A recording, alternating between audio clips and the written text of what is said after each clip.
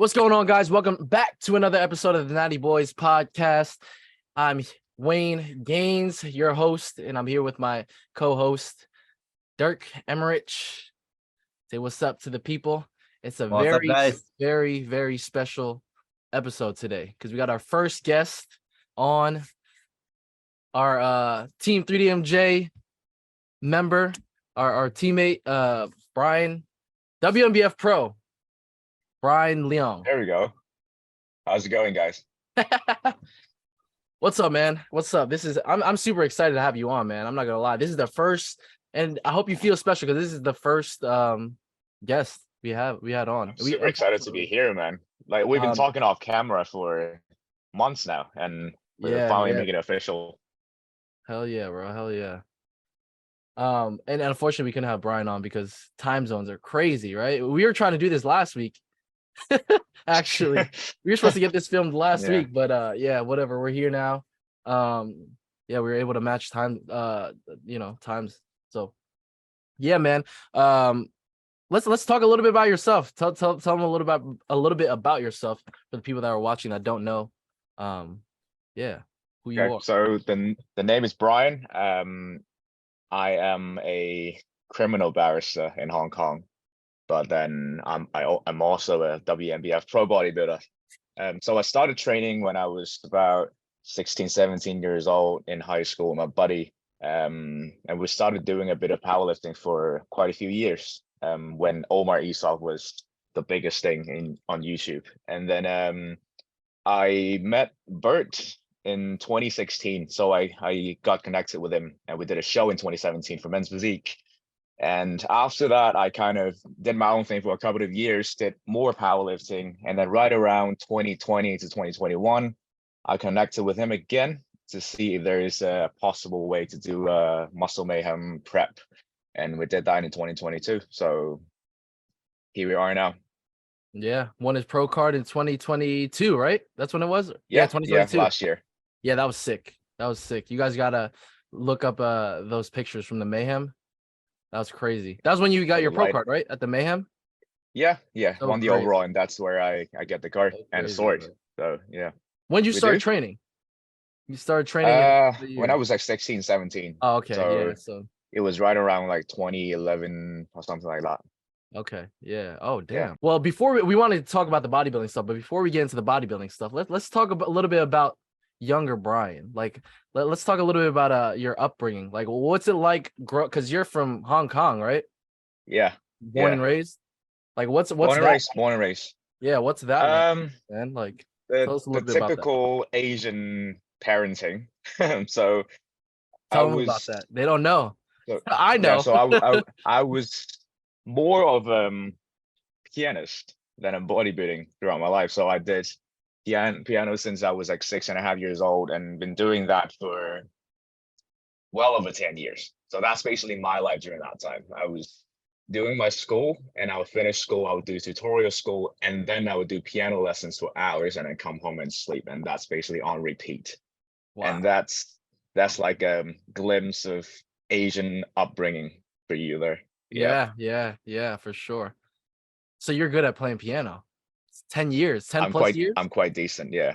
So you still play, or do you? I still do, but just for leisure now. I used to do it quite competitively, but then now I just kind of do it when I want a bit of downtime. Yeah. And that's my go-to hobby. Yeah.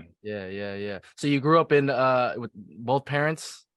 Yeah, both parents. Yeah. Loving family. Yeah. So when did the whole like working out come in? I was a decently chubby kid, so not like obese, but then I wasn't a fit kid either.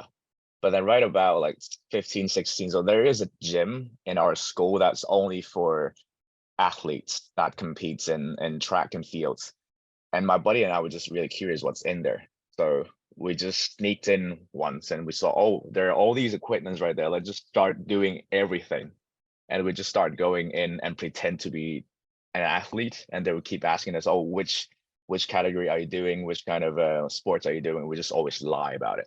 And it would just get in and do some dumbbell chest presses or whatever we have seen on YouTube at the time. And I remember Scooby was one of the big ones, or like Scott Herman. So Yep, yep, yep. we The just kept OGs. watching their videos and like the advanced chest workout, and we just imitate that, and we just Yeah, get a sore chest for like 3 months after yeah, one single session. Yeah, so that's how we get started basically. With zero to like almost zero knowledge and diet as well. We know nothing, but then we just kept eating like chicken and rice, and that's pretty much it. That's how we started. Yeah, yeah. And this was in. You said this was in high school. How old are you? You were 15. You said 16. Yeah, 16. 16. Okay.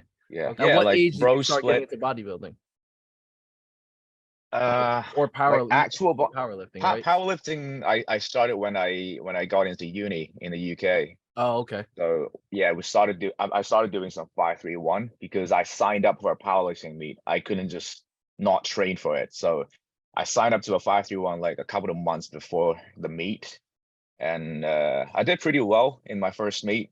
I won, and that kind of gave me a confidence boost. It's a student powerlifting meet, so the standard wasn't that high.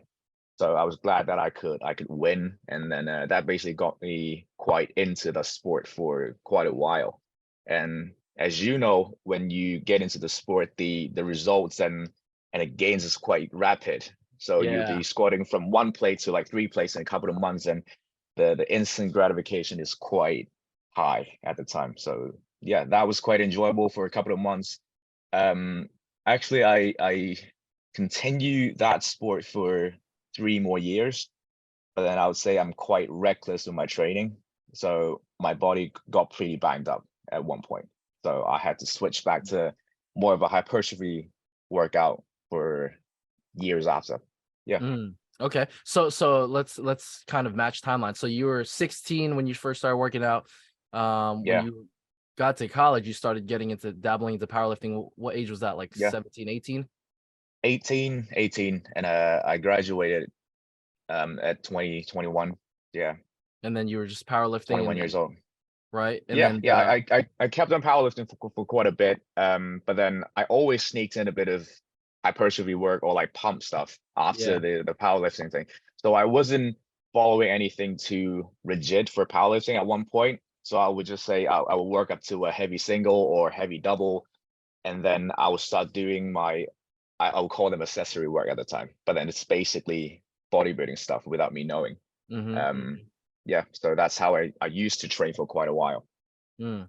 And what did your parents think about working out and stuff and just being into like heavily into fitness while you're, going to college and while you're going to school? When they still had control, when I was in Hong Kong, they were quite worried.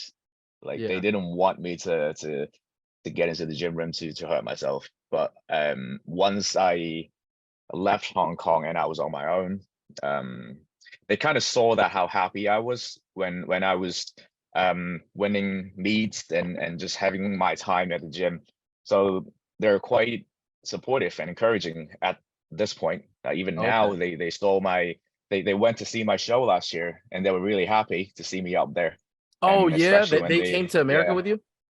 no, they I did one show in Hong Kong like 6 weeks before Mayhem. Okay, okay. Yeah, so they came over to see that show, Yeah, and yeah, yeah. yeah, Oh, so they so they're they're supportive. supportive in general now. Okay, that's They good. are That's now, good. yeah. And then when you said you moved away, so you went to college outside of Hong Kong. Yeah, I did my uni degree in Cardiff, Wales for my law degree. Yeah, for 3 years. And then that's where we're gonna transition to because you're a lawyer. That's I am, that's yeah. crazy. That's crazy. Well, we'll talk a lot about that It's a a little bit weird later. combo, yeah. Yeah, we'll talk about that a Sorry. little bit later. But so after you're 21, right? Kind of dabbling into powerlifting, doing powerlifting meets. What federation were you competing, by the way? Is there USAPL over there or no?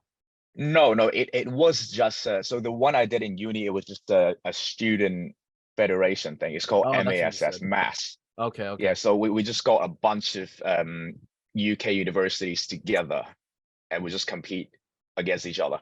The one that I did in Hong Kong, I think if I recall correctly, is HK PF. So it's Hong Kong Powerlifting Federation. It's not USAPL, I think. Okay. Or is it now? I'm not They're too sure. affiliated.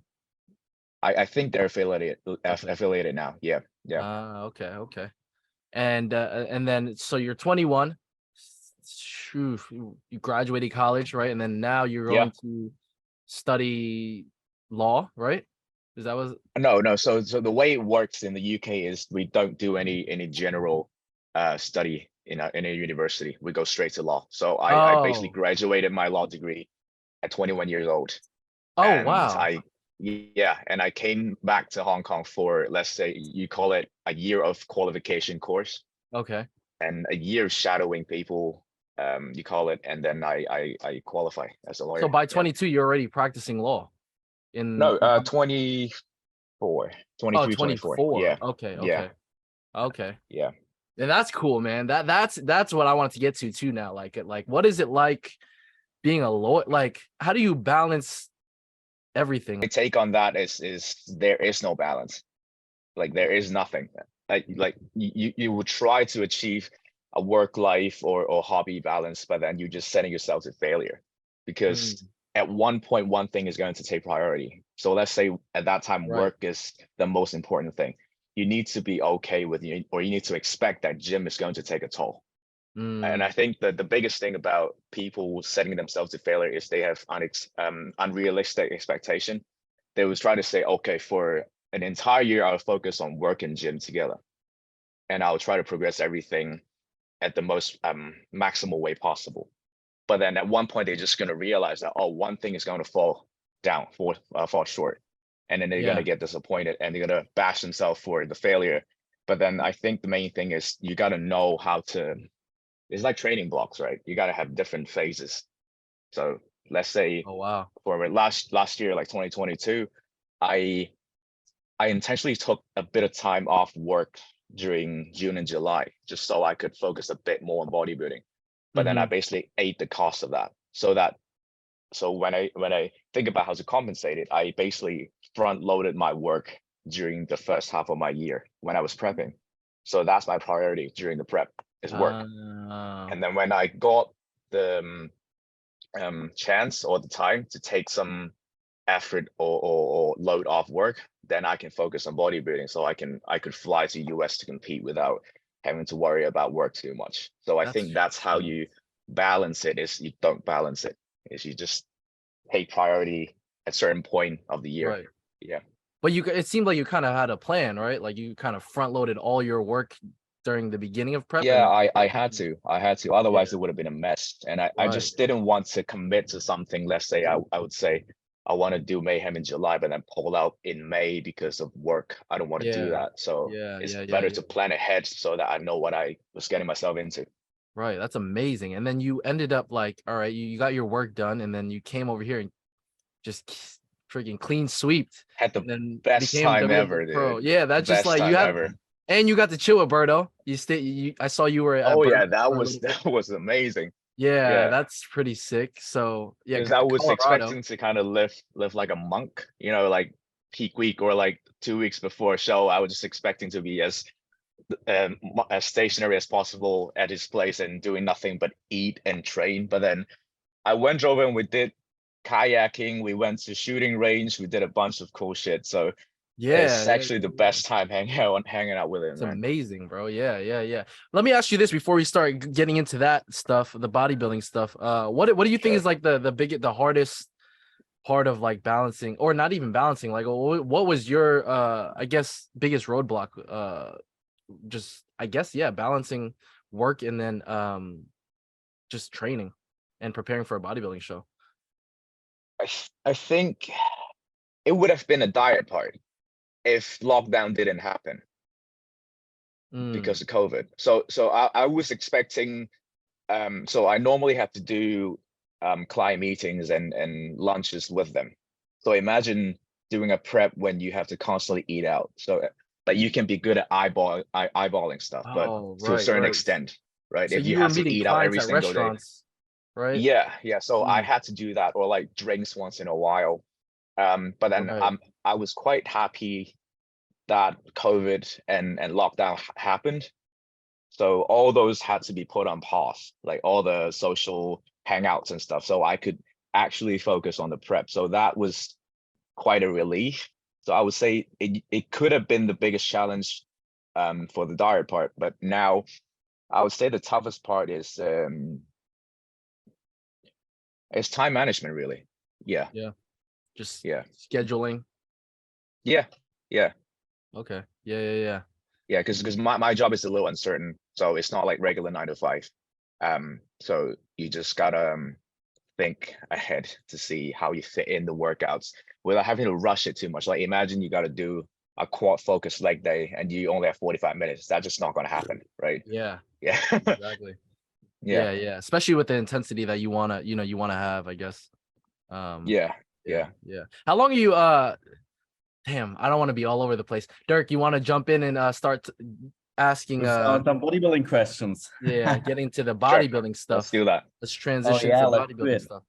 Yeah, let's start away. Like, when do you plan the next time competing again after you won your pro card, the pro debut? Because that's also like an awesome thing, right? It's like basically like the first ever again to some degree. That's how I feel, because it's a different league.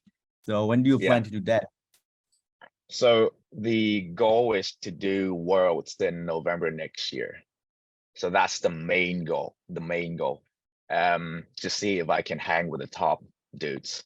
But then I also have the top dudes. Yeah, I also have plans to kind do of question. Oh You're yeah, definitely hanging with the top dudes.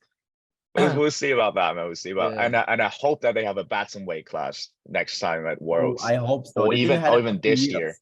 year. Yeah. I blame COVID though. I think more athletes will come in this year or next year, and I hope that they're gonna have a bantamweight again. If not, then lightweight is also cool. Yeah. But then yeah. Yeah, you see how they bumped Berto last year. Yeah, he would have. I think he would. I'm biased, but I think he would have won that class if he dropped down. He would have outmatched everybody. It's a different structure, different frame. Bird is so much bigger than the other guys in the lightweight. Yeah. If he hung with the middle, it was the middleweights, right? That's who he was with. Yeah. Or is it like If he hung with them, oh man. And he did. Yeah. He hung. He definitely held his own there. Yeah. But he got it to the lightweights. This would be crazy, man. Last year, that's for sure. Yeah. The Korean guy looked good though. But yeah, I just think size wise, he would have just killed it. I think Dirk and I agree that we really liked Grant from the lightweight. Oh yeah, we were saying that. Yeah, He exactly. was We were amazing. Oh yeah, you guys were watching Worlds together. I remember. Yeah, we were having some buddy. So, we were all. I thought he at least top 5, top 3 at first, and then I was like, he should have at least got top 5. But wait, did he get top 5? He did. He placed 5th. Oh, he had 5th. I thought top 3. I thought he should have won. Or he could have. Yeah, that's what I'm saying. It's always like top 3 is always just like interchangeable to me. But yeah, I think he could have won. But I guess it depends. I don't know. It depends on what they wanted, right? Yeah. It's how it is, right? So the main show will be Worlds, and I also think about doing one NPC show or 2 at one point. Just to see how it goes. It will be the classic division. Yeah. Oh yeah, you kill classic. You have a good. Yeah, just to do some unconventional poses, right, instead of just the mandatory. Get that IFBB pro card. I'm not Kendall, but I'll try. Yeah. Man, shout out to Kendall. He's doing amazing things right now, bro. Shit. His pro debut is very soon, right? At the IFBB, this will be sick. Yeah. If he wins that next one and goes to Olympia, that's gonna be crazy. I think I might go out to. I might go because I live like 5 hours from Pittsburgh, where he's doing his next show. So I might pop out. Oh, why not? I know. I might. We'll see. But awesome. Natty Boys making it big, huh? No, I mean just pop. Not to do it. I'm just gonna pop out just to watch. I mean, you have to. Yeah, I can. Oh yeah, that's a pro show, so obviously I wouldn't even be able to do it even if I wanted to. But yeah. It'd be fun to support the natty scene, you know what I mean? Natty bodybuilding in the IFBB. Yeah. Before we get too carried away, let's keep on with the timeline. So we got into bodybuilding, right? How old were you when you started competing in bodybuilding? First show, it was 2017. I was 22. Yeah. 2017. I see you said that earlier, right? You did you said you did men's physique. How did you find Berto, by the way? Let me hear this story before we get into that. Right. So there is a buddy of mine at my local gym called Julian. And little did I know he's been coached by Berto for well over 5 years, I think, at that Oh point. wow. Still? Yeah, and I no. So he went on the enhanced route. So he went different Got it. path. But at that point, I already watched some of the 3D MJ content, so I knew who Berto was, and I really enjoy how he simplifies everything, Yeah. and he kind of like focuses on what's important, like the hierarchy, right, of importance. So Mhm. and at that point, I didn't really know what I was doing at the gym. I mean, I saw good results, but then it wasn't too structural. Like everything was like throwing in a dart. Like I would try something and it works, and I really wouldn't know why it worked. So Right. I just wanted some proper guidance. And then Jill was saying, "Oh, you actually got pretty good genetics and potential for this game. So how about I line you up with Berto to see if there is potential working together sort of an opportunity there." So I emailed Berto and asked if he would take me, and he said yes. So we basically immediately went on to prepping a show. It's a local NPC show. It's the Amateur Olympia in Hong Kong. It was the last year that was that Hong Kong hosted that. And I did men's physique there. Yeah. Yeah. What made you want to do men's physique? Like you could have chose any other like classic or open. I was too small. That's the reason. Yeah. Yeah. Okay. I just didn't have the guts to put on the posing trunks yet. So board short it was, I guess. Yeah. And this is Yeah. in 2017. You were how old at the time? 22. 22. Nice. Yeah. And did you win? How'd you do? I didn't. I think I had the first call out and I placed 6 or something. I Oh, forgot. okay. But it's not like top Still 3. good. No. Yeah. Yeah. That's still good, man. First show. Sheesh. Yeah. Yeah. I don't think I've ever It was seen a really pictures of that. decent prep, so that's why I kept going. Oh yeah. I always thank 3D MJ for that. They exposed me to the best possible first prep. Like I was thinking, imagine I went through the old school meathead, like 0 grams of carbs a That's day with 2 me. hours of cardio. That's I would have quitted competing at that point. yeah. Like that's the end of my You career. would have. It shows you a lot about yourself. That's for sure. Who knows Yeah. if you would have quit? Maybe if that's like how you are, but I don't think that's how you are. But yeah, like who knows? Yeah, maybe at the time too, because you're a lawyer and you're like, I don't know how you would. You know what I mean? I was studying. I was still studying Or then, you but were then studying. Okay. even when I was just a student, if I had to do all those hardcore, I Yeah. would say like Dieting. unnecessary effort of prep, Right. then it would have Mm. wrecked me, Yeah. like mentally and Sure. physically. So I For think sure. that, yeah, So your first prep with I'm quite 3MJ glad went that smooth? super smooth. It's Nice. actually a bit too chill.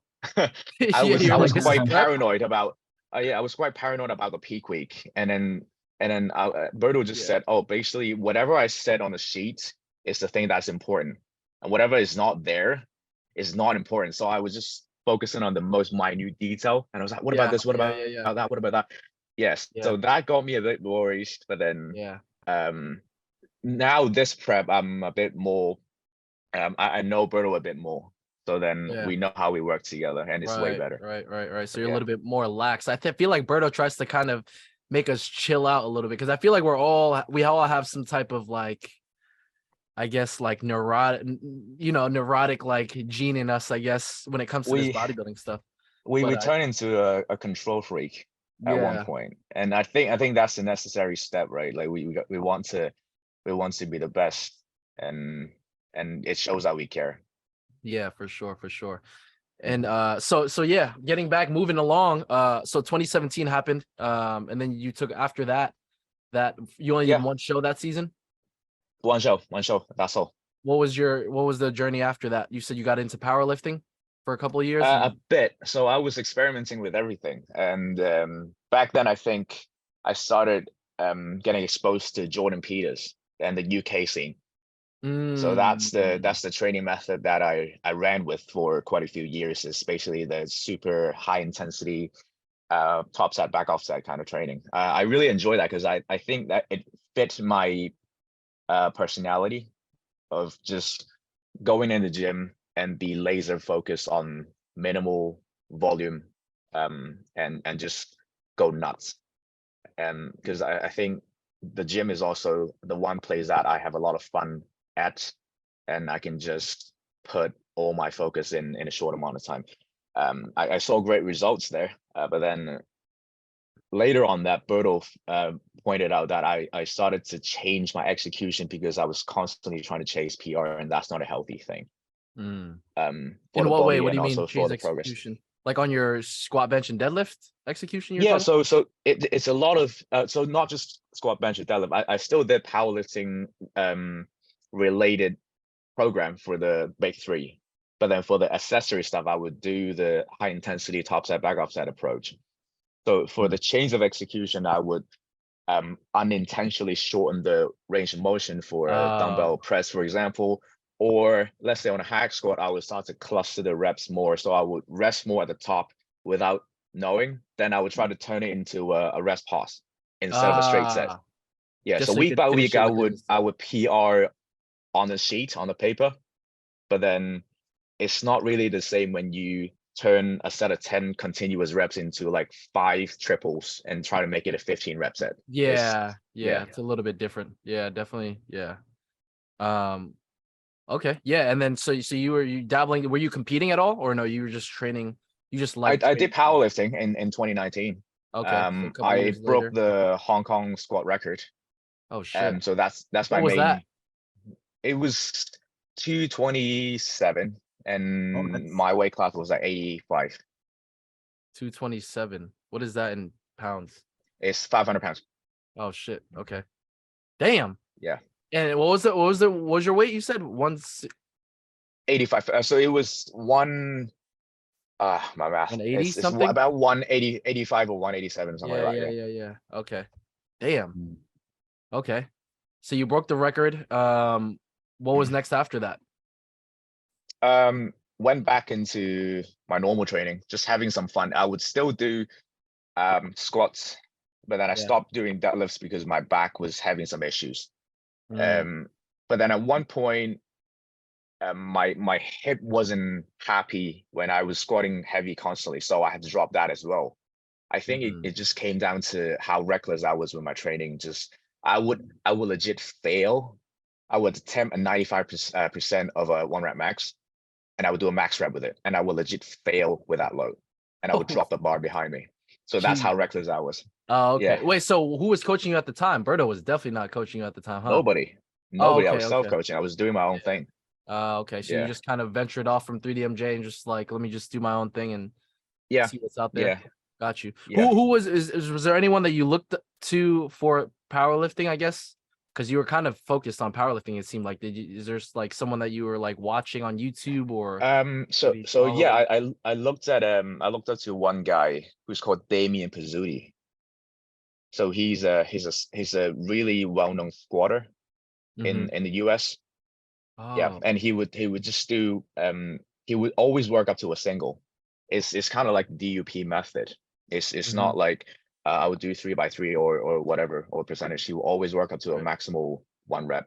It doesn't have to be RPE 10, but then that's how he works. He's kind of like the Bulgarian method. So that's who I was looking up to at the time. Yeah. Okay. And were you coached by, you were just self-coached and you were just kind of watching him and then I watched a lot of YouTube videos, and he put a lot of content on his Instagram. So that's my source. Okay. Yeah. And he also put up a free program for squatting, for peaking as well. So I did that as well. Yeah. So you were powerlifting because you liked it, right? You did competition. I liked it, yeah. What made you transition back into bodybuilding? Because 2019, now 2021, 2022 was your next prep, right? Yeah. So what made you transition, and when did you kind of link up with Berto again? I think it's 2 things mainly. So one thing is the injury. So I wasn't like completely out of the gym injured, but then I always had this constant irritation on my SI and my QL area. So even just sitting for too long, I would have irritation, and I really didn't like that. It started to affect my daily life. I mean, it's nothing to do with powerlifting, because if you do it healthy or like sensible, then you're fine. But then I was reckless. So that's one thing. And the second thing is I came to I came to realization that I will always just be an okay powerlifter, but I think I can achieve way more as a bodybuilder. Yeah. So I guess that's half the reason I switched, is to see how far I could go with the bodybuilding thing. Yeah. Was there something like a certain instance where you were that made you like I'm just gonna go back to bodybuilding, or was it just because your back was all jacked up and then you just like kind of over the pain? I think that's the That's pain like is the the big main thing. thing, and Mm. I always liked how I looked when I was lean, and like Yeah. when I was doing powerlifting, I really didn't care about reaching single Right. digit body fat Yeah. or like Yeah. doing a photo shoot or whatever like that. So I missed looking aesthetic. Yeah. Like that's the word, I guess. Yeah. Okay. So what year did you start getting back into bodybuilding? Was it 2018, 29? Oh, no, it's No, so 2021. I think after 2019, right about 2020, COVID happened. So Right. that's when all the gyms closed here in Hong Kong.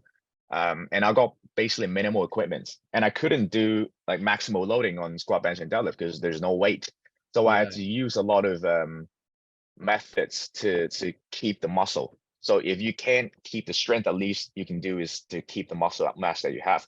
So I started doing a lot of BFR work, a lot of pre-exhaustion. So it's basically a transition going back to bodybuilding without noticing it or Yes. without Yeah. trying to intentionally do it. So I was doing all those weird methods for months and months until the gym opened up again for 2 months, and then they would do lockdown again. So it was, I think it was that kind of period that made me go back to pure hypertrophy work. Yeah. At that point, were you coached by Berto, or you're just kind of doing your own thing? Own thing. So I think I linked up with him about 2021. Oh, okay. Yeah. Yeah. Okay. And then you started prepping for 2022. And then I guess briefly go through that stint, like a year, because you had a great season, man. I think you were man, you were the guy to watch at that time, at least Thank you, man. from yeah. At least from us, because you're our teammate, you know what I mean? So I'm always gonna support 3DMJ guys. So And I'm the also the bantamweight boy. So yeah, exactly. And yeah. we're in the same weight class, so it's only right, man. So briefly talk about that and all So that. it was about November 2021 when we started, and he bulked me up just a little bit more, or like he got me on a slight surplus at the time. So I was still gaining just a little bit of weight. I was right about 182, 183 pounds at the time. Yeah. So we kept that weight for a few months until the start of January. That's when we started the cutting part of the prep. Yeah, so we started with a high rep block in November, which I just hated, because I don't know if Bert has ever given you that block of high rep training. High rep, It like it, what, it like turned 10 to 20 reps? Yeah. no 20 to Higher? 30 reps Oh What no, do you do Dirk right got now that. again? Dirk got that. with Right? with 45-second I rest did in that. between sets. Nah, Dirk got that. I never got that. I got that 2 times. Yeah, at one point I thought I had a stroke after the hack squat set. Because Dude, my hack neck squats, started 20 to 30 my neck reps. started to spasm, and I thought I was having a heart attack. Oh my god. Yo, so what happened? Yeah. What'd you do? So I finished the block, and it was 5 weeks, dude. It was 5 horrible weeks. Man. And That's and after that, I you're a kind of maniac. updated Bird saying it's the worst ever training block I've ever done in my life. And Bird just kind of told me, you shouldn't have gone that hard. It's supposed to be a deload. And I was like, dude, what the fuck? So I was wrecked by then. And That's I what I was needed just an thinking. extra deload. I needed an extra deload before I started prep because I went too hard. Yeah, that's Yeah. funny because Dirk was saying the same thing when he was going through it. This was last year, right, Dirk? Like right Yeah, after last year. Worlds, kind of. Yeah, Bert told me the same. It's supposed to be easy phase deload, and I went nuts, and I was like, yeah. I feel not good. Yeah, Same Dirk with was my dying block every also. day in the chat. He's I did- just like, I did like yo, a kind I'm of sprint dying. block as well. Yeah, and I went too hard. And this Yeah, was yeah. also like that very low web block, supposed to be a little easy, but I went like 225 kg RDL and stuff for single Yeah. rep. And I was like, after training, I didn't feel good. And Berto told me like, oh, Dirk, you should go easy on that, not too hard. And I was like, oh, fuck. Yeah, so you guys had this similar similar program. But yeah. Yeah. Yeah. I'm actually going through that high rep block now. Yeah. Oh yeah. Well, at least you know how to another approach 2 it this weeks- time. Another 2 weeks, right? Yeah. I mean, it still wrecked me with the DOMs, but at least I Yeah. didn't. I'm not going as hard as last time. Yeah. So that happens. Yeah. You start prepping. And what was your first show? It was a local show called HKNBF. It's the National Federation. It happened in June. So I think the main reason I did it is firstly to warm up as a warm-up show to see how I looked before Mayhem, and to test the peaking thing a little bit. And the second is, judging from last year, the lighting there is amazing. It's really crazily beautiful. So I just kind of did that for the sake of having some good pictures. Amazing. Yeah, I saw that. I saw those pictures. Yeah, those are really good. But and then we'll talk about the Mayhem right after that, because that's what you did after, right? So after that show, Yeah, 6 weeks after, yeah. you said you placed that show was what'd you place at that show? The local one, Yeah. I won the overall of Classic Physique. Oh, nice. Yeah. And so you're killing it there, and then a few It weeks kind of later, built some momentum as well, right? Yeah, So right. that's a good thing. And how long was that show from the Mayhem? 6 weeks. 6 weeks. So 6 weeks later you travel to America, and I think 4 weeks after. 4 weeks. I gave myself 10 days, to kind of freshen up a little bit, to hang out with him. Yeah. And then you flew from you chilled at Birdo, flew to Colorado, which is probably amazing, like you just kind of explained earlier. It was. Was that the first time you've been to Colorado? Yeah. First time ever. Yeah, not the you first like it out time there? to the US, but then first time to Colorado. It's amazing, man. It's so chill. Beautiful Like, it's views, such a right? cool neighborhood, especially Fort Collins. Everybody is friendly, and I had the best time. Nice. Yeah. So a couple weeks later, after visiting Berto, you do that was your main show, the main Mayhem? one. Yeah. So you come over and do always the Mayhem, had eye on that. Yeah, tell us about your experience there, man, because that's in 2021. I flew over there and I wanted to do the Mayhem, but because of COVID, it got bunched. It got canceled, I think, and then it got bunched up into another show, and it was in a different location. So, tell us about your experience there. Yeah, I think going back is, I think I would say the reason I had my eyes on Mayhem is my first ever exposure to WNBF, because I was watching Matt August at the time, and he was posting his Matt versus series, and I always had my eyes on that stage. That I wanted to be on that stage to go against the best. Yep. So it's a pretty surreal experience to actually be there and to meet August backstage, because it's kind of like he was meeting a there. hero. Yeah. Oh shit. He was there. Nice. Yeah, so I was getting my tan done, and he was there, and I also met Brian Giraffe there as well. We chatted a little bit. Oh yeah, that's right. Damn, I'm forgetting. Yeah, he was coming back now. Remember, he was working backstage. Yeah, he was working backstage, wasn't he? Okay. Yeah. Sick. Yeah, man. So how did that go? Everything was cool. Was there any bumps in the road? It seemed, I mean, probably not, because you looked amazing, but not really, man. So the best thing is to have the entire 3D NG crew there. Oh, just kind of like babysitting all the athletes. It's amazing. We had zero nervousness or nothing, because we knew that everything would have been taken care of. And the show was so well run.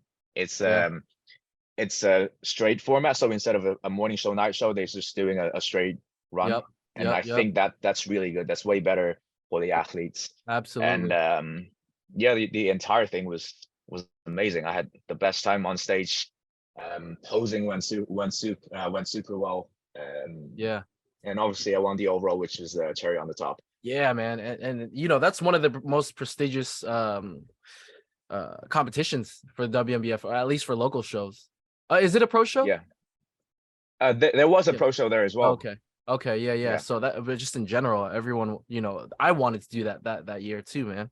So man, but you did Battle of the Bay. Right? Yeah, well, it was called Mayhem / Battle of the Bay, but it was in the location of the Battle of the Bay competition. Gotcha. So it wasn't, you know what I mean? Because of COVID, something happened last minute where they lost the venue or something. They couldn't book the venue that you were at, and yeah. So. Oh yeah, and I also met Bob and Tina and we chatted a bit Oh yeah, during my registration, and they were amazing. yeah, they're really friendly. I Yeah. met them over there too when I did Battle of the Bay. Yeah, it was awesome.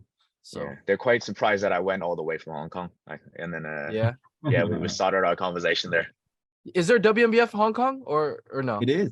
There is now, yeah. So Oh, they're now. hosting the first ever Hong Kong WNBF show this coming May. Oh wow. And are you Yeah. gonna be part of it all? No, not this year. So I have Is he? 2 athletes competing in that show this year. Oh, okay. I might judge in the near future, but we'll see about that. Yeah, nice. Oh, wait, so you're coaching? I am. Nice.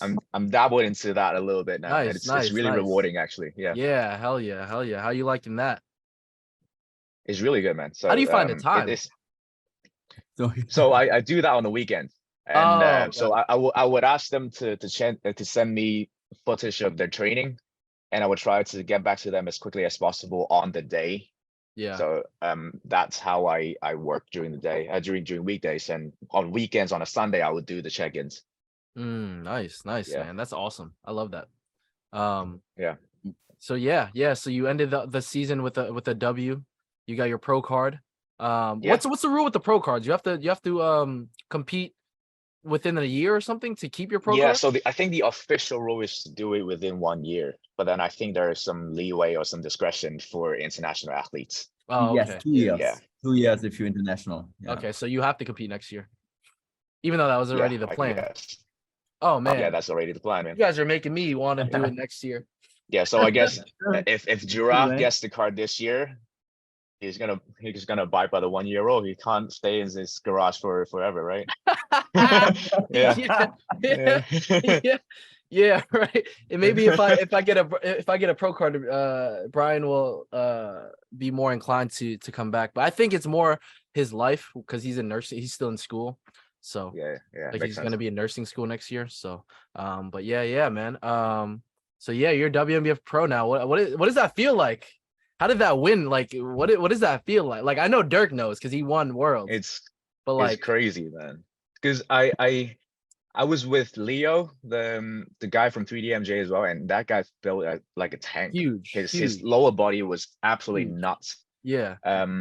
It's quite crazy to go up against him in the overall, and I didn't know who would have come out on top. And yeah, when they Yeah. announced my name, it kind of went blank for a second. Yeah. What was that feeling Yeah. like? Like, take us through that. Like, you were standing backstage, just waiting. Did you think you were gonna, like, honestly, did you think you were gonna win? Like, you had that confidence, like, all right, I'm gonna take it, or it's just like a 50-50 thing where it's like you were ready to lose too. Okay, I always had that expectation that I would turn pro. So Right. So just in your So- mind, you had that confidence. yeah, I mean, shit, if I look like you, I would too. it sounds pretty bad, dude. Like to have this expectation, but then I guess it's Nah. an individual thing that kept me going. So Right. I'm never the guy that want to just enjoy the experience and achieve nothing. Yeah. And winning is not like just the cherry on the top. It's like I want to win. So Yeah. I think that's the main thing. And it's not the time to have self-doubt when you're backstage. So in my head, I was just thinking I'm the overall guy. Yeah. But then I love that shit, bro. it doesn't help the case that Leo looked that good though. So I was Yeah. fuck. Nah, I love that mentality because you need to have that, bro. And I think Yeah. a lot of people in natural bodybuilding try to water that down a lot. Like, Yeah. you know what I mean? If I think there is because it can become very unhealthy, but I think if you have if you could keep it, you know, It I guess impacts your training as well. relatively It's like a healthy. driving factor. It's like I want to be the best, so it impacts your off season a lot. If you think like, oh, I don't like care at all, like about Yeah. winning, you would obviously also you take your Yeah. off season not that serious. I probably. think it's one thing to stay humble and another thing to Right. have expectation for yourself. Yeah. Because if you're good and you just say, I don't want to win, you're lying to yourself. Right. Hell Yeah. yeah. I hate that. Oh, it's not that I hate it. I understand it, but like so many people in natural bodybuilding just say, It's politically correct as an answer. yeah. But 'Cause then I'm you know trying that to they're win every lying. time. Yeah. You know what I mean? I don't like even if it's unrealistic, like you train so hard for it. It's like because Yeah. And I know that it can be unhealthy to kind of fixate on the placing, which is kind of subjective. Right. But Yeah, then, when you get too and then, attached to it, that's the yeah. difference. And then the thing Yeah. is that you never know who's going to show up. So you can't Exactly. know whether you're going to win. But then Yeah. you can always have a good expectation of how you're going to place. And I think the main thing is to look pro worthy instead of just aiming for a pro card. So if you're pro ready, then at one point you're just going to get the card, right? Yeah, exactly. Yeah, Oh, yeah. I think there's definitely like an unhealthy way to go about it and like a healthy way to go about it. for yeah, sure. I honestly believe the unhealthy way is when you get too attached to it, where it's like, oh, that's my self-worth. If I don't win, I'm a Right. piece of shit. I think then it's when it's getting unhealthy. But when you don't have attachment to it, where you still feel good without it, I think that's the way to go. But still Yeah. wanting to win, like that's that fine line, I 'Cause think. The thing is, you Yeah. still feel good without it, right? But I bet it Yeah. feels Yeah. good to have it, right? To win it. So it's like Yeah. you want that feeling. You know, we chased after that. I mean, we wouldn't compete, right? Like why would we Yeah. spend so Yeah. much effort and money and time of our out of our Yeah. lives to do it if we're Yeah. not trying You to could have win? just spent like a couple $100 for a photo shoot if you don't want to compete and Right. just look That's what good, I'm right? saying. Yeah. Yeah. So it's like, you know, that competitive Yeah. nature in you just kicks in. And I Yeah. think we all have that. So yeah, Dirk, what other now we can get Yeah. into bodybuilding questions. What else? So when it comes to that point, what did you learn from your last prep? What you want to change like next year on your upcoming prep? Is there anything you learned where you say, oh, I could have done that better? A little bit more laid back with everything, because I like I said, I was quite a control freak. So with the diet aspects, I went a bit too crazy with how much I control everything. Like the eggs need to be from the same source, they had to be the same size, or Holy I can't shit, no change. way.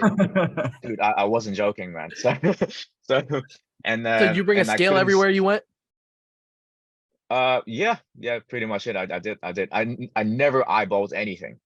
And the Wow. only time that I ate out is at a place that they it was a butcher for steaks, and they kind of Yes. weighted the meat on the dot for me, and they just cooked it without anything.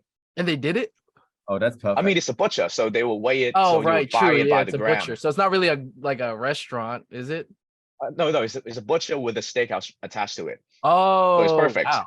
Damn. Yeah, so they weighed the meat for you, and then they cooked it for you. So it's right in front of you. They weighed everything, so it has to be accurate. Yeah.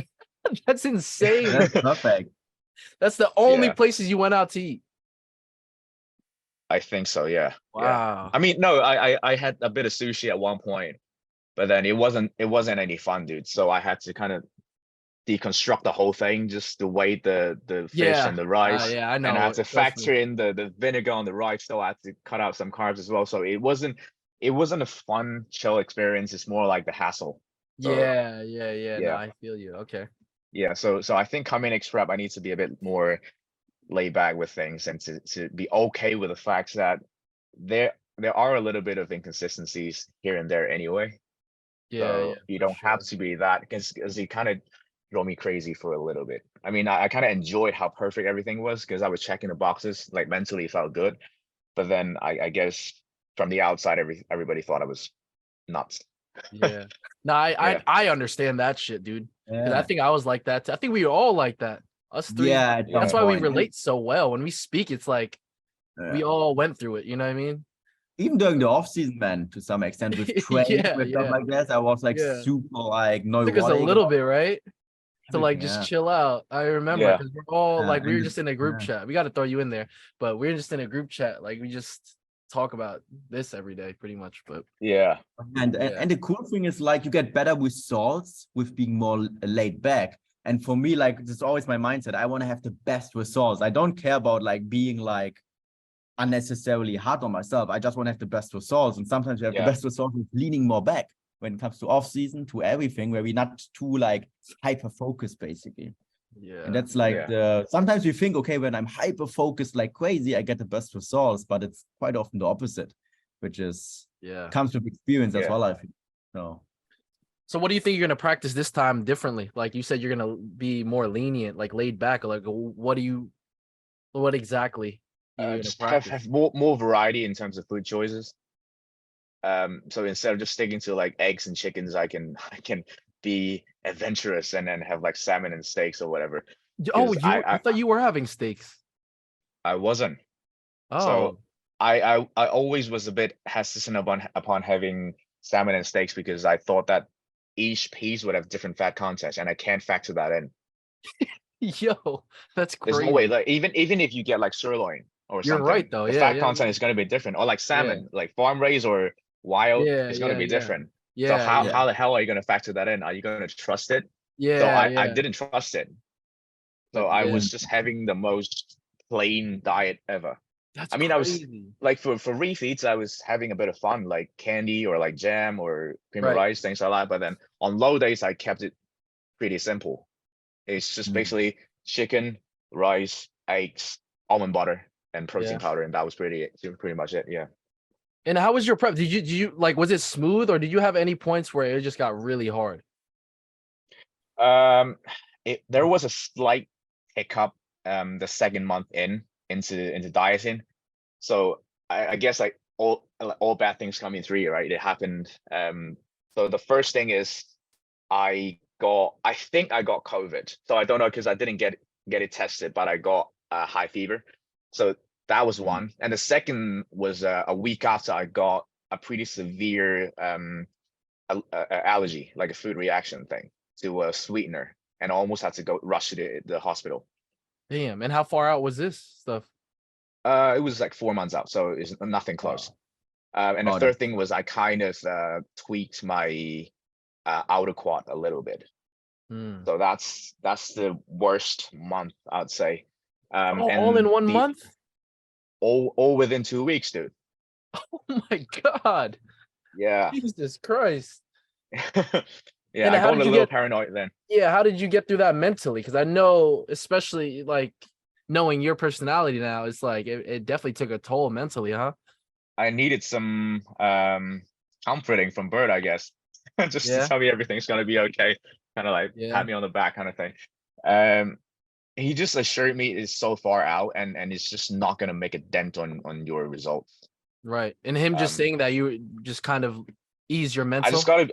gotta be Yeah. okay with it, like because dwelling on it is not gonna make a difference anyway. Right, So right. I Okay. So can you have just a good focus on mindset when it comes to that. I was just trying to see like what, because some people yeah, really, I've not seen like some people instantly. really break down during preps. Yeah. You know what I I mean? think I broke down just a 100%. little bit for like a couple of minutes after that, knowing that is fucking me up, but then I picked myself back up pretty quick. Yeah. Okay. Yeah. So that was like the Mm. biggest thing then. You didn't Yeah, have any and like, one last thing was 1 week after my local show, so like 5 weeks out, I think. I I tweaked my traps because you know that after peak week and you had all the carbs and you felt good in the gym, like extra strong. So yeah, Yeah. I was going extra hard on the N1 single arm pull down. And I extended a bit too much to a point that I kind of strained my traps a little bit. So that was bothering me for 2 weeks after, even 2 weeks after. And damn.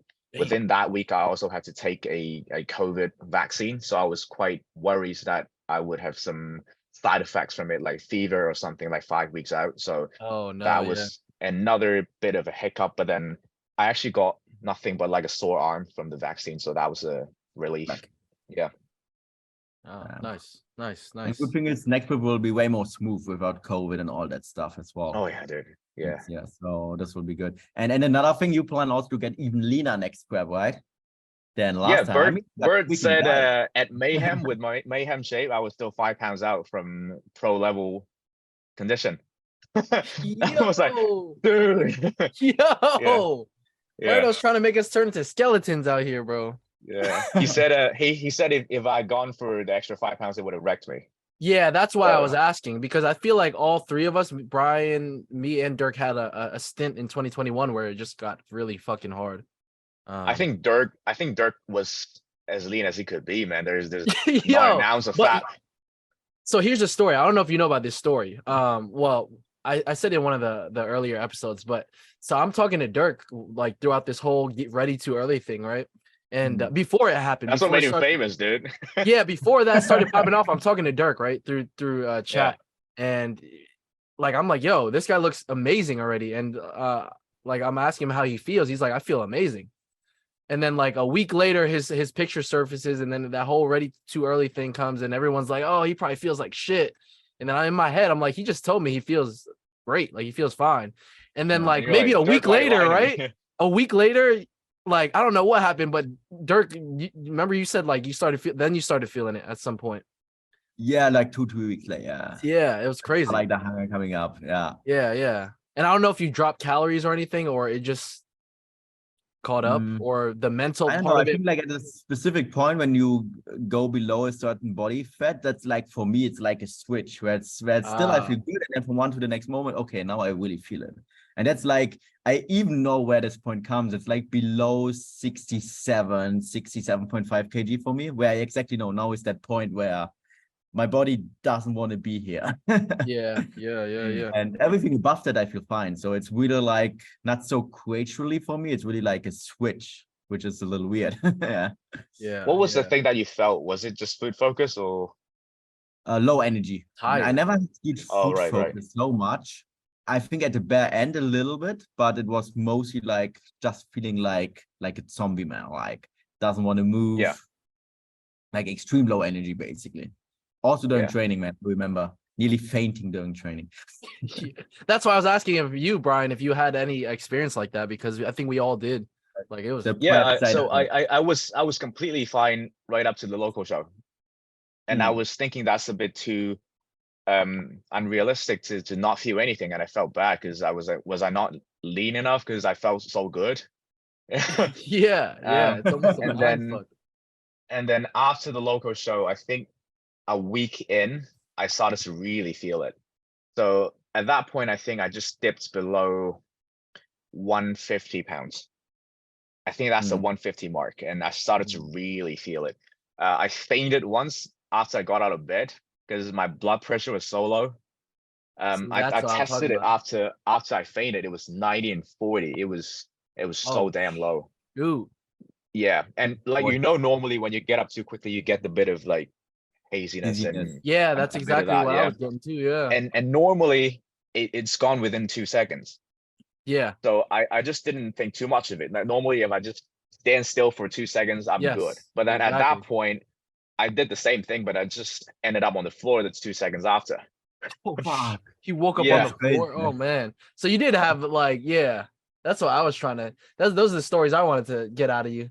Because we Yeah. had instances where it was like that. Like we spoke about it while we were going, because obviously we were all prepping together, so it's pretty cool to Yeah. just be keeping up with each other while we were prepping.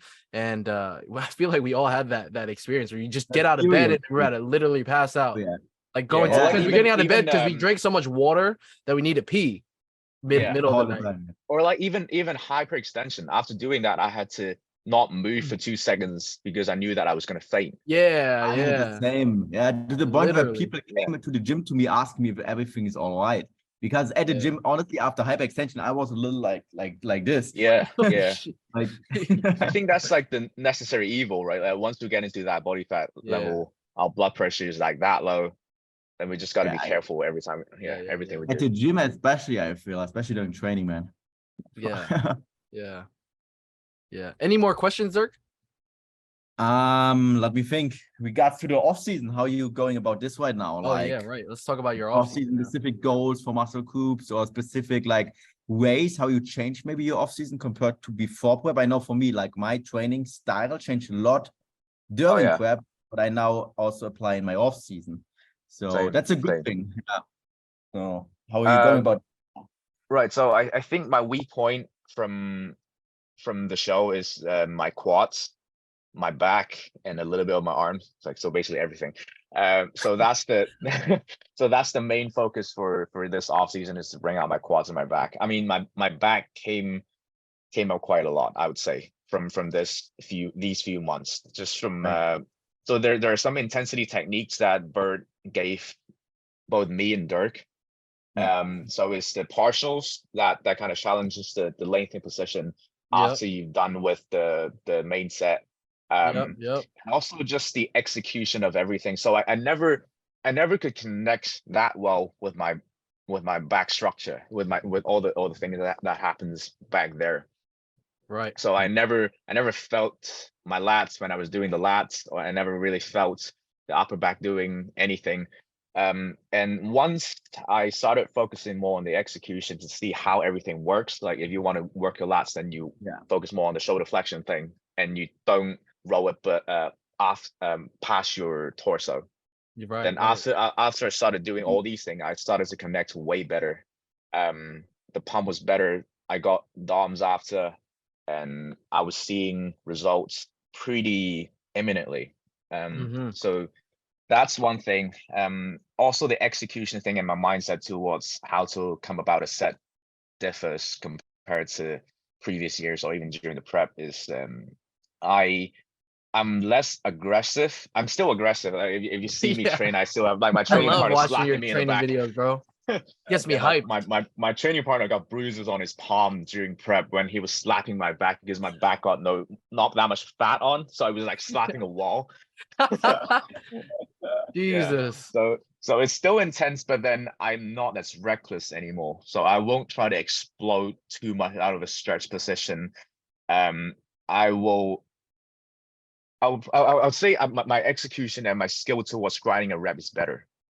Yeah. So I think not only a 1 rep max is a skill, being able to grind out the last rep on a set is also a skill. Oh yeah.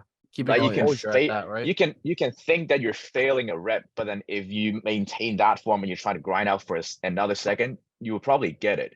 But then Yeah. it's about not panicking, and it's about staying Exactly. composed and in the same form.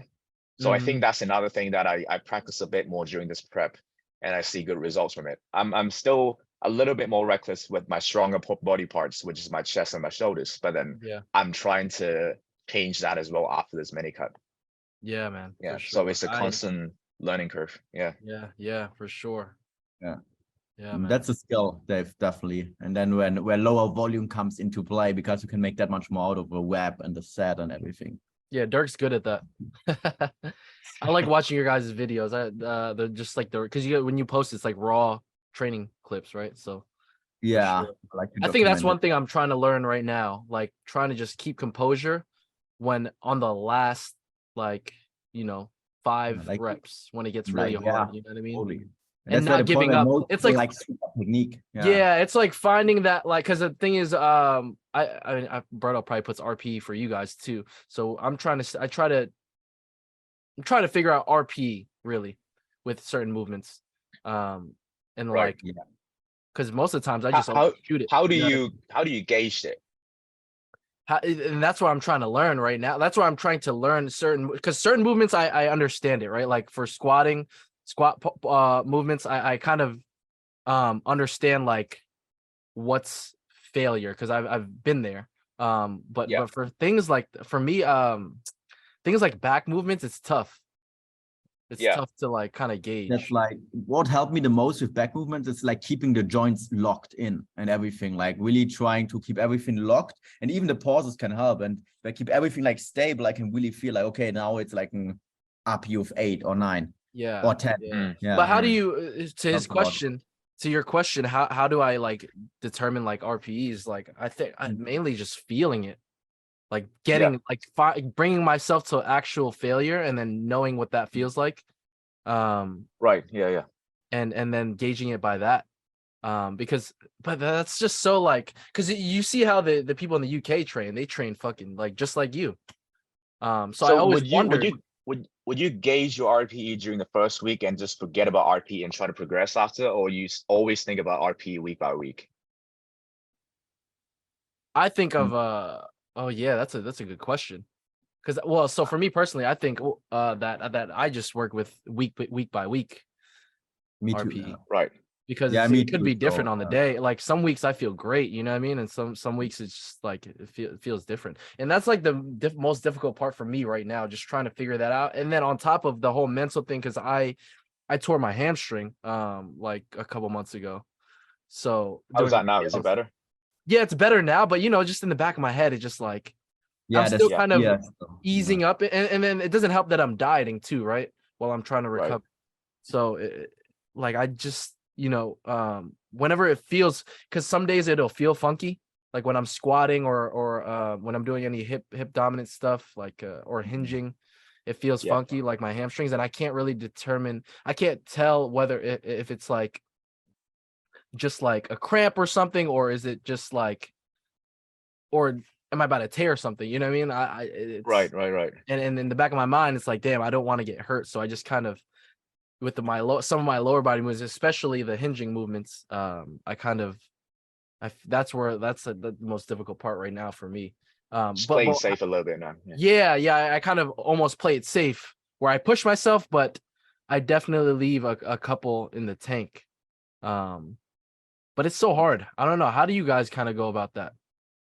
I typically go by tracking everything. So let's see, like on the spreadsheet or a logbook, I kind of know, like I did, like, let's say example, like 38 kgs on the dumbbells, like 8 reps. So the week now, I definitely know like 8 reps is anywhere between 0 to 2 RIR. And that's definitely, and I aim to get at least the same reps in with better technique or 1 rep on top. There I know the intensity is definitely no issue. So that's like, what about how you, I Brian? go about it. How do you kind of like approach? So I gauge it during the first week and I try to be conservative.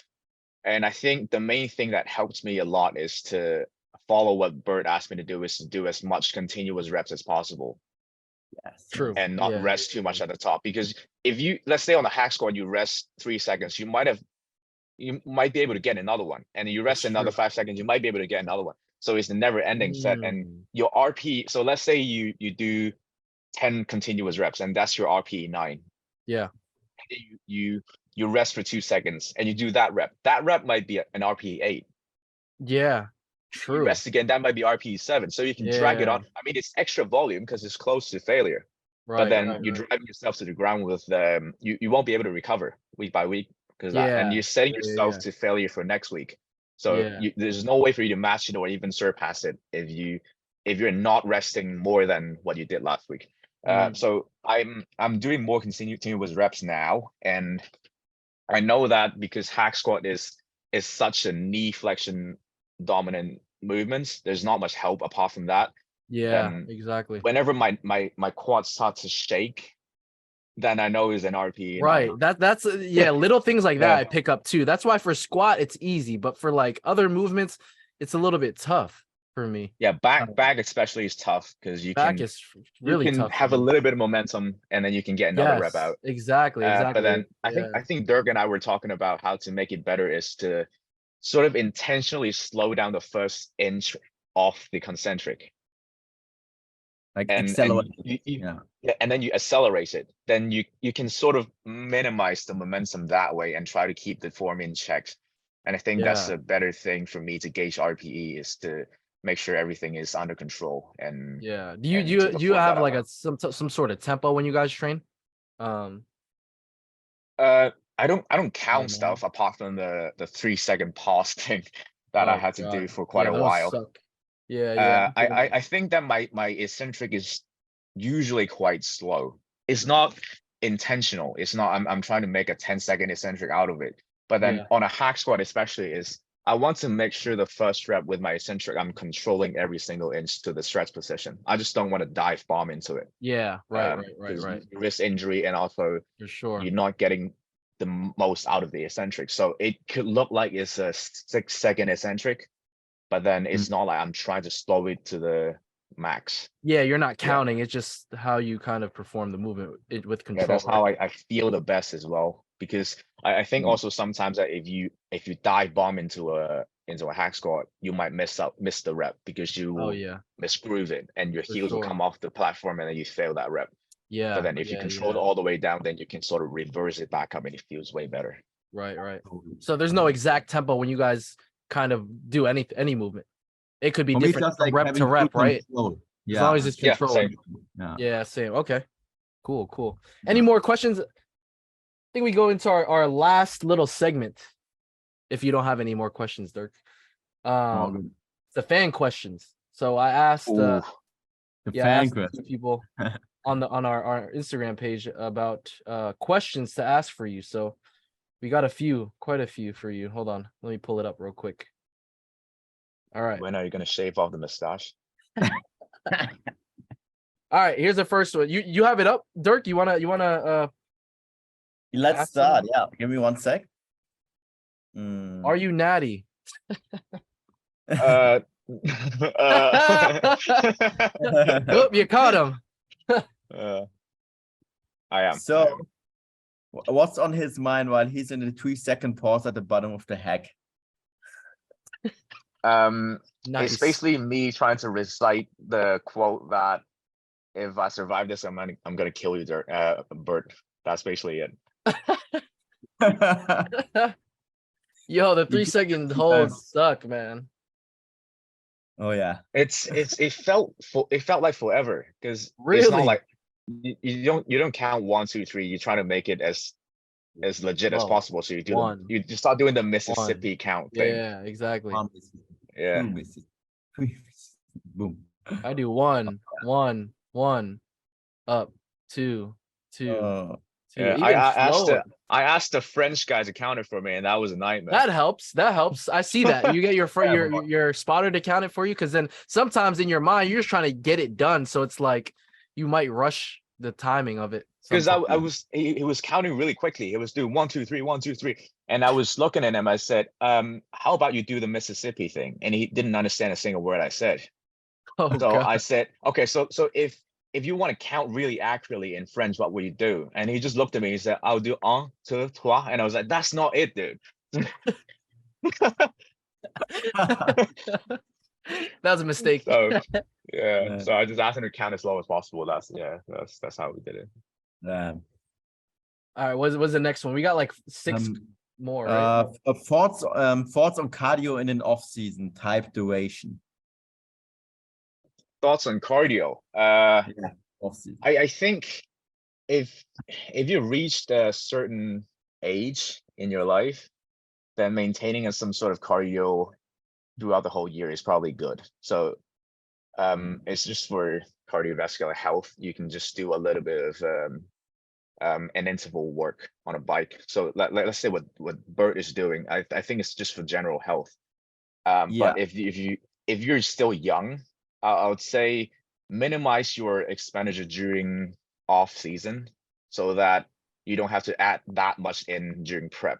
So whatever you do during off season, you're only going to do more during prep. So if you're already doing For sure. 5 sessions of cardios a week during off season, you're going to have to do like 6 or 7, and that's going to make your prep a nightmare. So just I think minimize that during off season is probably a good call for if you want to smooth the prep. Yeah. Totally. Nice. All right. Questions.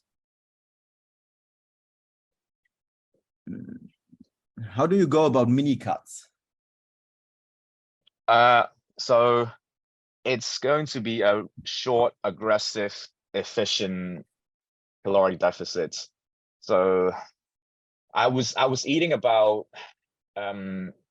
3,000 or a bit more calories during my off season for the past few months, and now I'm going right down to 2,000 to 2,400. So the cardio shouldn't be different. So you shouldn't add in much cardio or intentionally do more steps. It should mostly come from the calories, because you don't want it to affect your training too much, because the main thing you want is to maintain gym performance. So adding in a bunch of extra activity is going to probably affect that. And I think the main thing to cut it straight from calories is your appetite is so low during the end of your off season anyway. It's kind of shut. So you actually have an intention to eat less, and it makes you feel good too. So yeah, aggressive calorie cut for, I'd say normally 6 weeks to 8 weeks, but then I think this time I'm doing 8 to 10, just to get my body into a lower set point before we push again. Oh, cool. So that's basically nearly like your pre-prep cut, right? So you have just another mini cut after. I think, yeah. So I would like to see myself below 170 pounds. I would say even 165 before we push again. Awesome. Yeah, And so then right now I'm at 182. 182. Yeah. That's cool. So you do now the mini cut, and then another push-up phase, another mini cut, and then another mini push-up phase, and then prep probably. I think yeah, that's gonna be the plan. Sick. Awesome. Yeah. Very, very good. So how to transition from off season to prep, both mentally and physically? Yeah, Ben Wu went crazy. Yeah, I think it's the same, dude, when it comes to the mindset. It's just to execute. I mean you have a bit more flexibility and autonomy during off season, because Yeah. the macros, they are important, but then once if you're on a surplus, then it matters a bit less. You can deviate from it a bit more. Like if you eat an extra 100 calories, it's not going to kill you. But then during prep, if you eat 100 calories more, then it's going to probably make quite a difference on the day. Oh, totally. Totally. So I think mindset wise, if you're an ambitious athlete, it's probably the same for both phases, because you're trying to be as disciplined and accurate as possible, and you're trying to maximize everything. And I don't think off season is resting. Like a lot of people think that you're resting and then you're prepping, you're working hard. Off season is the best time to build muscle. Is the only time to build muscle. So you want to maximize You that. make the honest, like the difference during the off season, like that's where you make the true progress. Yeah. So you're not chilling during off season. You're actually putting most of your work in, so that it'll be a much more rewarding prep after. So mindset wise is totally the same. I don't have to prepare for prep. The only thing is, I would say I have to kind of do a pep talk with people around me, saying that, oh, I'm probably going to be a bit more disciplined at this point going forward, because I need to be more in control of my diet, so I can't eat out as much or hang out as much or casually. So I think the preparation comes from the social aspect more than the prepping for yourself. Totally. Nice. Yeah. You go out often? I know. So in America, I know a lot of lawyers, and that's like a thing. Like you just kind of go out for happy hour, drink. You know what I mean? And I try not to as much as possible. I mean, is that a thing over there too, though? Yeah. So I get dragged quite a lot to social events, but then I just try not to drink. So like I don't enjoy it. So that's not something I look forward to. But then there are some times that it's obligation, so I have to attend. But then it's just past my year. It's just not something I'm into now, like night outs and stuff. So I don't do them anymore unless I have to. Yeah. Oh yeah. Cool. We got any more questions, Dirk? There was one more. Any more good ones, at least. If it's something that we answered already through all this, you don't really kind of go through it. How do you approach the rebound post show? Reverse diet, or you gain 10 pounds very quick? I followed the recovery diet protocol. I think it's something most of us struggle with. I mean, I texted you right after that because I was struggling quite a bit. Because I was trying to be back in routine and structure as quickly as possible. I thought I was fine, because like when you had all these food after a show, you instantly feel better. But then better doesn't mean normal. You're just better from the shittiest position in your life, in terms of physical health, because your hormones is all over the place. So Dirk had me eating 4,000 to 4,500 calories a day for 3 to 4 weeks straight. So it wasn't gradual; it was a straight bump to get me gain 10 pounds or more during that period of time. So you shouldn't try to hang on to stage condition or knee stage condition, because it's not healthy and it's gonna delay your progression in the off season. So I asked you, Dirk, about how you go about the hunger issue, because my hunger is so sky high to a point that I couldn't stop eating and snacking during the day. And then your advice to me was to have 3 big square meals and try to minimize snacking, and that helped me quite a bit. So yeah, I had a calorie goal and a protein goal, and I just focused on that. And also the first thing that Bert asked me to do is to delete my MyFitnessPal and take off my Apple Watch, because I need to get that structure out of my head immediately to become normal again. So that's how I went about the post-show recovery phase. Awesome, Nice. man. Awesome. Yeah. Same for you guys? Sorry? Same for you guys with the post-show thing? Yeah, probably very much the same. So for me, it wasn't that hard to let go of the physique. Kind of, I hear a lot of people struggle with, like, okay, letting go of the shreds and stuff. for me, I had that mindset of like, okay, if I want to do good as a pro like this year, I need to progress like from a muscle tissue standpoint as fast as possible. So it was mentally easy for me to let go from the shreds because I know I won't put any more muscle tissue on when I'm that shredded. So this was very easy for me. But the hunger issue's been like, wow, I think like a month or two, even like 4 to 6 weeks until I said, okay, now I feel full after a specific meal again, like 4 weeks at least, I think, where the point was like, I have no like on my stomach, like a hole basically. Berg is the king of liquid calories, dude. Oh yeah. Yeah, he is, man. Luckily, I won't get back to that point for a long time. I know like when I pass like 72 kg, it's like 80% liquid, man. It's no fun. Yeah, man. Yeah, and yeah, like eating veggie, like veg or fruit, it gets impossible for me like half of my off season probably, where I just can't eat it. I wouldn't get my calories in. Yeah. By the end of my off season, I think Dirk and I were in the same boat. It's just like I just didn't even. I wanted to diet because it's just easier to eat less. You know. Yeah, it just becomes more natural. Yeah. For So me, I just try to keep my fruit high, but my like vegetables, like I would argue like 70% of my off season I can't eat vegetables. I wouldn't get it down. Like I would really get it down, but I couldn't get like a higher calorie meal down. Man. Yeah, man. But yeah, I think that was pretty good. Any last words before we end this? Let's get one piece of advice from Brian for the viewers. How about that? Oh, one piece of advice it's like making a speech, man. You're putting me on a spot. No, all right. I'll make it a little bit more specific. One piece of advice to a beginner getting into bodybuilding. Find something that you can have fun with. Be consistent, and the result will show, and you will get the gratification from it that keeps you going. Boom. Awesome.